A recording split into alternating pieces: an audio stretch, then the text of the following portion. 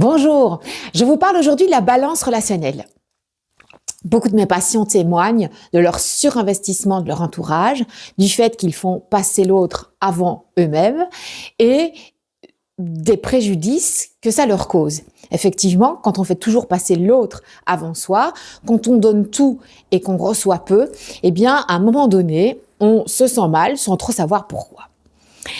La première chose que je leur demande, c'est d'abord d'identifier ce processus. Donc, d'identifier dans quelle mesure ils surinvestissent l'autre et dans quelle mesure ils s'investissent eux.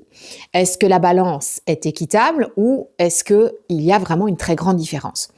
En général, quand on est dans une trop grande différence, ça fonctionne un temps et puis à un moment donné, on s'écroule. Parce qu'on est plus dans le donner que dans le recevoir. Et il faut être conscient, même si on a du mal avec cette notion, que quand on ne reçoit jamais, à un moment donné, la réserve, elle s'épuise. Et donc, on a aussi besoin de recevoir, même si on s'est donné comme mission de vie de donner, donner, donner et encore donner.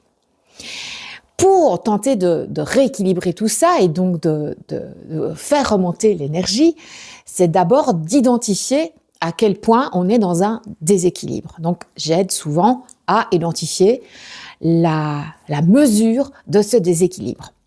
Ensuite, on cherche ensemble d'où ça peut venir. En général, sans faire de la psychologie de comptoir, on va peut-être un peu creuser dans l'enfance, juste voir si ce donner trop, vient de par là-bas. Parfois, il y a des gens qui, même ça, ont du mal à prendre conscience que oui, depuis tout petit, on a donné, parce que peut-être on n'existait pas trop aux yeux des parents, pour de bonnes et mauvaises raisons. Je ne condamne pas du tout les parents. Ça peut être des parents qui ont été déprimés, ça peut être des parents qui ont été trop occupés par leur boulot, ça peut être des parents qui étaient occupés dans un conflit conjugal et qui avaient moins de temps psychique à accorder à leurs enfants. Et donc tout ça, ça a eu des conséquences sur l'enfant qui a appris à donner pour se faire aimer ou pour qu'on le remarque ou pour exister. Donc, premier point, on identifie la mesure du déséquilibre. Deuxième point, on va visiter l'origine de cette attitude et on mesure aussi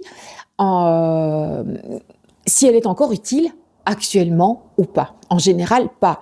On a mis souvent des mécanismes ou des processus en œuvre à une époque qui fonctionnaient bien à cette époque-là, qui étaient utiles, mais qui, à l'âge adulte, fonctionnent beaucoup moins bien. Et enfin, on rééquilibre le tout dans son attitude. Et pour rééquilibrer ça, il faut aussi apprendre à s'aimer.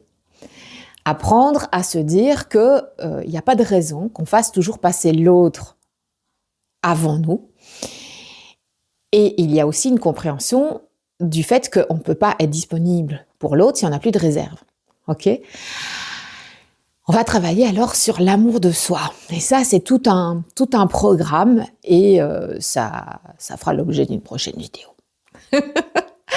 Je vous laisse avec tout ça. Est-ce que vous ne mesuriez pas, vous aussi, si votre balance relationnelle est très équilibrée ou pas? Bonne journée.